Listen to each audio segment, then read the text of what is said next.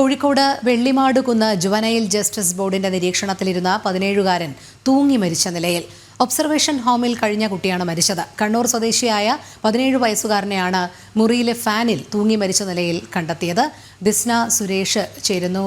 Disna, juvenile justice ബോർഡിന്റെ നിരീക്ഷണത്തിലിരുന്ന കുട്ടിയാണ് ഇത്തരത്തിൽ തൂങ്ങി മരിച്ച നിലയിൽ കണ്ടെത്തിയിരിക്കുന്നത്. എന്തെങ്കിലും ദുരൂഹ സാഹചര്യം ഉണ്ടോ? നിലവിൽ എങ്ങനെയാണ് പോലീസ് അന്വേഷിക്കുന്നത്?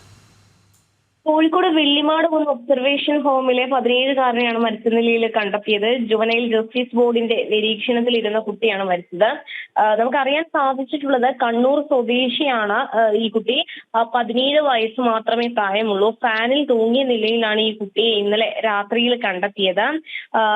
ഈ ഒരു കേസുമായി ബന്ധപ്പെട്ട് ഈ കുട്ടിയെ കഴിഞ്ഞ ദിവസമാണ് ഒബ്സർവേഷൻ ഹോമിൽ എത്തിച്ചത് എന്നാണ് നമുക്ക് അറിയാൻ കഴിഞ്ഞിട്ടുള്ളത്. സംഭവവുമായി ബന്ധപ്പെട്ട് ചേവായൂർ പോലീസ് കേസെടുത്ത അന്വേഷണം ആരംഭിച്ചു. കോഴിക്കോട് മെഡിക്കൽ കോളേജിലെ പോസ്റ്റ്മോർട്ടത്തിന് ശേഷം മൃതദേഹം ബന്ധുക്കൾക്ക് വിട്ടു നൽകുമെന്നാണ് നമുക്ക് അറിയാൻ സാധിച്ചിട്ടുള്ളത്. ശരി, ദിസ്ന സുരേഷാണ് വിവരങ്ങൾ നൽകിയത്.